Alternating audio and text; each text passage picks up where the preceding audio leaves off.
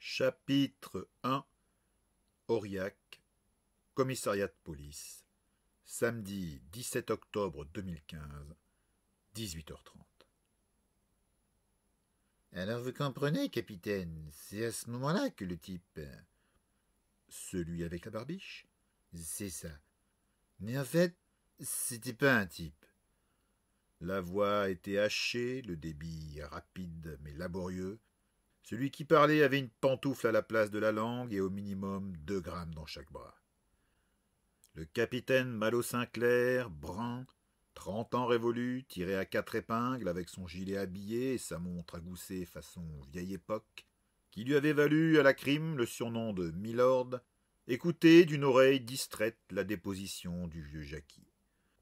Un des habitués de la maison, presque tous les samedis, surtout par nuit fraîche à partir de fin septembre et jusqu'au printemps. Cette fois, on était parti pour du lourd dans le genre délire mystique. Ah non? Et c'était quoi? Il se demanda un instant si c'était de la curiosité malsaine ou du pur masochisme, lui qui supportait de moins en moins les élucubrations éthyliques des poivreaux made in Cantal. Le diable, capitaine. C'était le diable. Je l'ai vu, je vous dis. Ah, vous le reconnaissez comme ça, vous? Une pizza à 3 fromages de chez Vival, les meilleurs de la ville? Une truffade au damier? Un hamburger de salaire à l'hôtel des Carmes? Je ne serais pas raisonnable. Et il lui faudrait bien une semaine de piscine pour éliminer le surplus de lipides. Ben oui. Il avait un bouc, je vous l'ai dit. C'est un signe. La diction devenait plus hasardeuse, expérimentale. 3 grammes, corrigea Malo pour lui-même. Et encore, si ça se trouvait, il était loin de la réalité.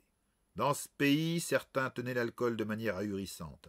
Il avait eu un jour le cas d'un type qui s'était cassé une cheville en sortant de chez lui complètement en rond. On l'avait ramassé, ramené au poste pour dégriser. Par acquis de conscience, on avait fait une prise de sang. Elle était revenue avec la note record, 7 grammes. Malo avait appelé pour demander une confirmation qu'il avait obtenue. Non, ce n'était pas une erreur, on avait fait le test 2 fois.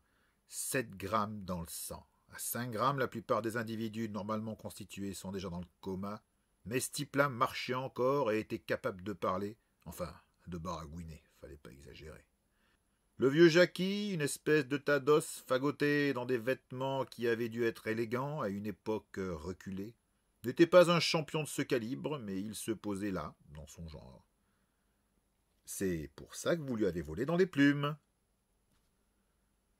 Ou peut-être un sandwich au madrigal, un américain, avec sauce au Cantal et frites cuisinées à la graisse d'oie. Ah non, capitaine, c'est parce qu'il a essayé de me piquer ma bouteille. Le diable en question, un autre soulard du cru, cuvé dans une des cellules du sous-sol. Il avait bu plus que Jackie, ou tenait moins la route en matière de bibine. Non, cette fois il en avait ras la patate, ça suffisait pour ce soir.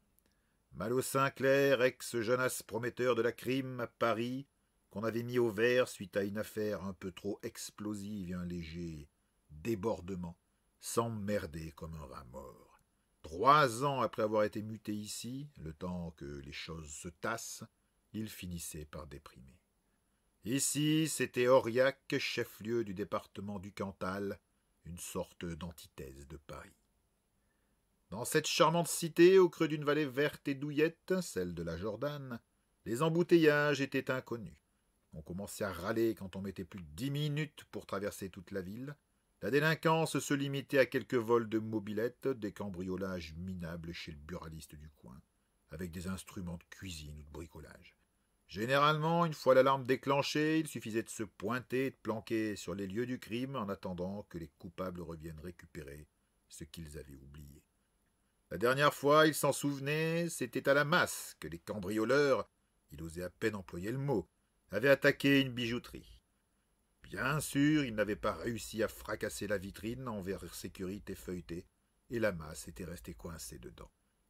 Comme l'alarme avait retenti, ils avaient vite déguerpi. Quand Malo était arrivé sur les lieux, il avait intimé l'ordre à son subordonné de couper les phares et d'éteindre le moteur. Ils avaient attendu sagement. Un quart d'heure plus tard, les 2 silhouettes furtives revenaient sur la pointe des pieds pour tenter de récupérer la pièce compromettante qu'ils avaient maniée sans gants. Consternant. C'est presque en ayant l'impression de se trouver dans un film comique que Malo avait serré les deux petits malfrats qu'il avait aussitôt reconnus.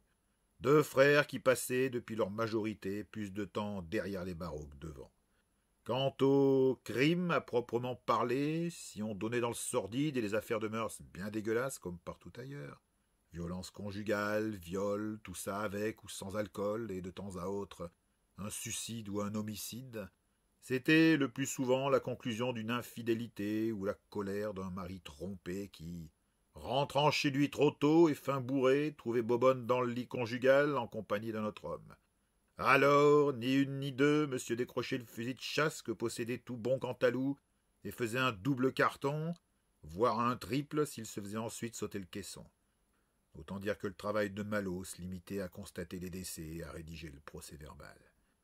Et puis, il y avait bien sûr les sorties de bois toutes baluches qui finissaient tous les samedis soirs en bagarre générale. Un baluche n'était réussi que s'il se terminait par une bonne peignée façon Astérix. Il avait même eu le cas d'un type que 3 autres avaient poursuivi dans la moitié de la ville avec un poteau télégraphique sur lequel ils voulaient l'embrocher. Festif.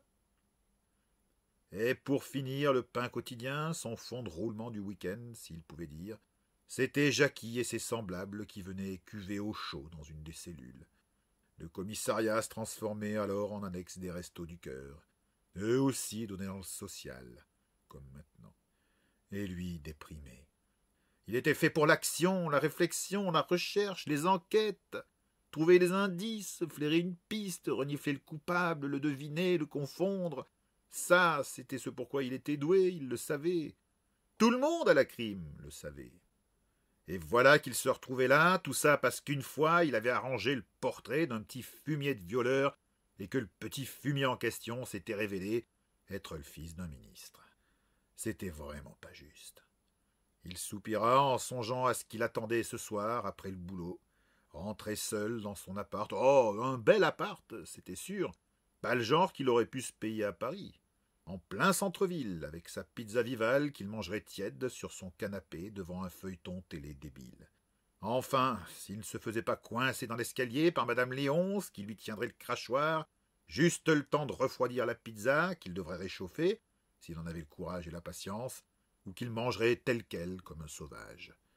Peut-être, en désespoir de cause, sortirait-il pour aller à l'Aventurier, le bar lounge de la ville dont le patron, Karl, un ex-baroudeur revenu se mettre au vert après avoir roulé sa bosse un peu partout, était devenu un ami. Ils partageaient tous deux une passion pour les échecs, la bonne nourriture, en particulier imaginaire, les bons whisky et les rhums d'exception. S'il n'y avait pas eu l'aventurier, ses grands fauteuils club, sa déco coloniale, ses tables à opium, la conversation de Karl et ses souvenirs incroyables, il aurait certainement sombré dans la dépression. Peut-être, s'il avait le temps, irait-il faire son heure de natation à la piscine municipale, et aurait-il la chance d'y croiser la naïade qui venait y faire ses longueurs tous les jours, qu'il pleuve ou qu'il vente. Un sacré petit bout de femme au visage agréable, au gentil sourire, mais aux yeux déterminés avec un je ne sais quoi d'eurasien et un corps adanéen sain, fin et potelé là où il fallait.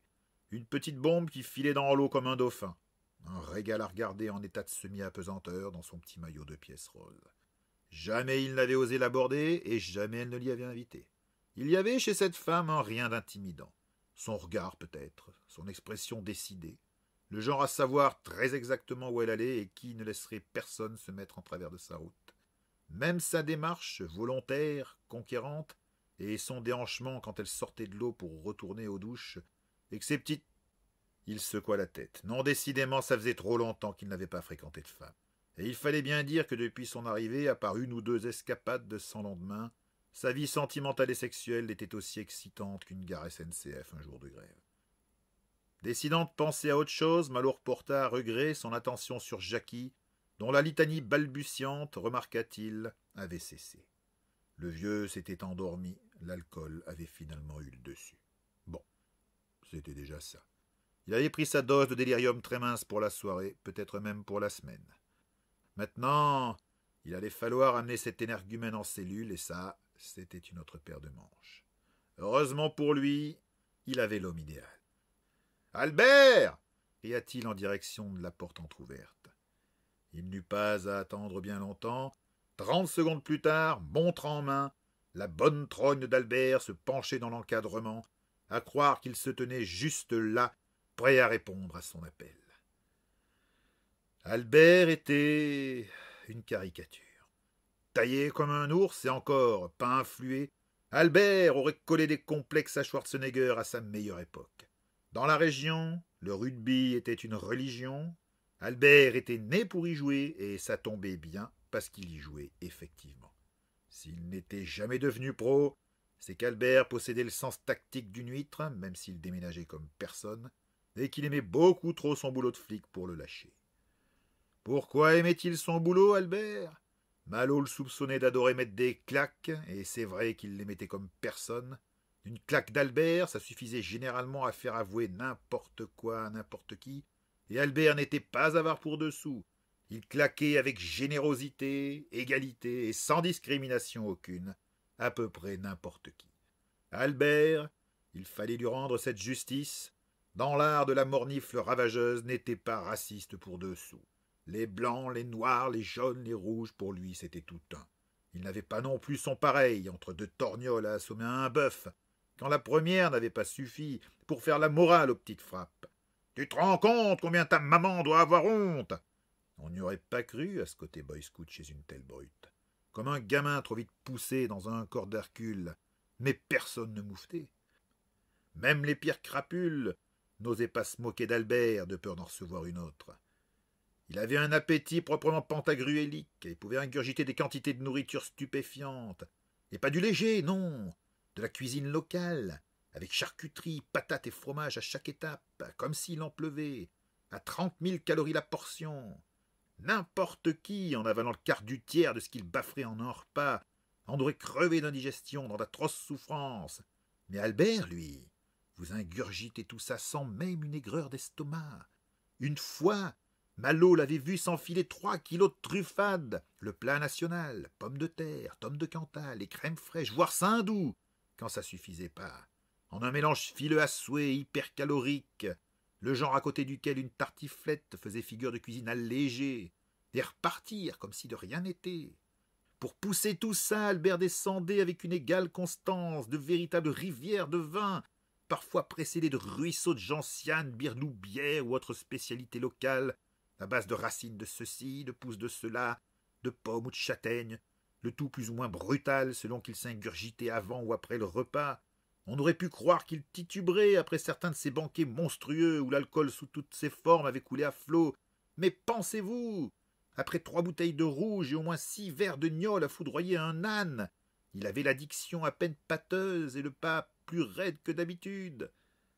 Albert avait des avis tranchés sur tout, et pour toute situation, la sagesse paysanne et les redoutables dictons en patois qui lui venaient de sa grand-mère, qu'il ne manquait jamais de servir au pire moment.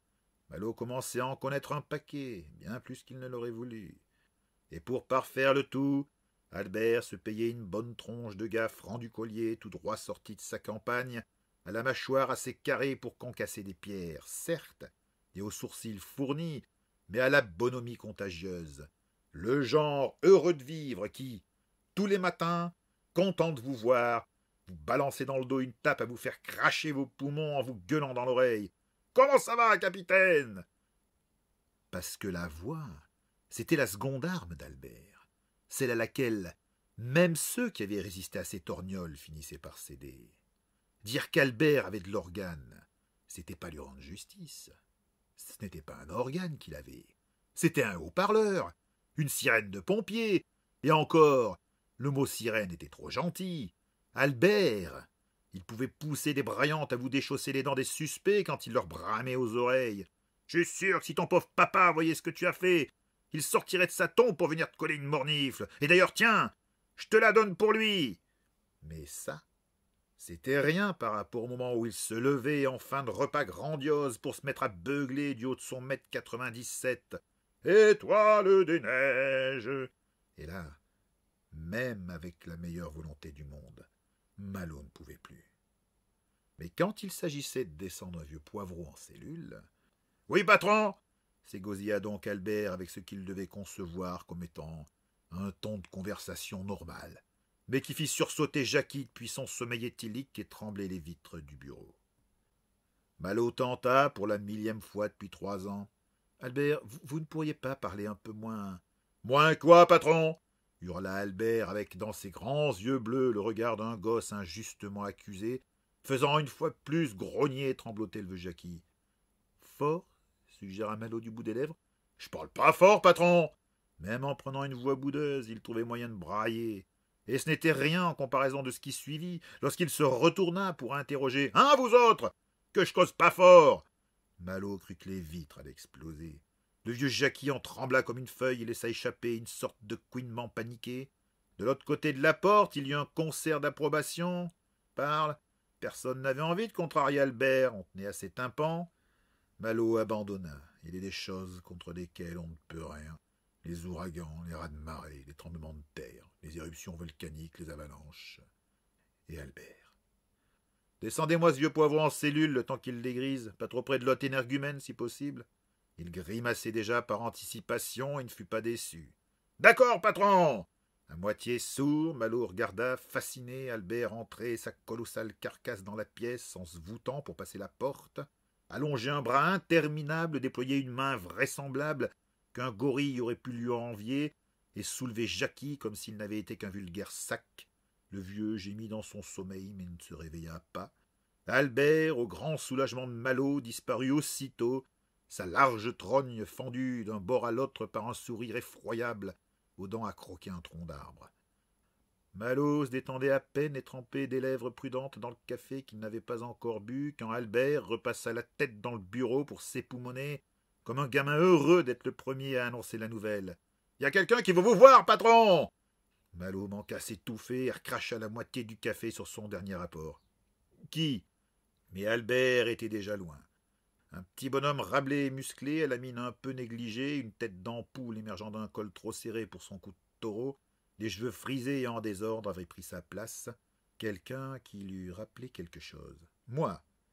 Malo ne savait pourquoi, mais il devina que l'attendait autre chose qu'une simple affaire de mœurs. Le petit homme, sur son invitation, entra pour s'asseoir où Jackie s'était tenu quelques secondes auparavant, et le fixait d'un œil grave. « J'ai besoin de vous, capitaine.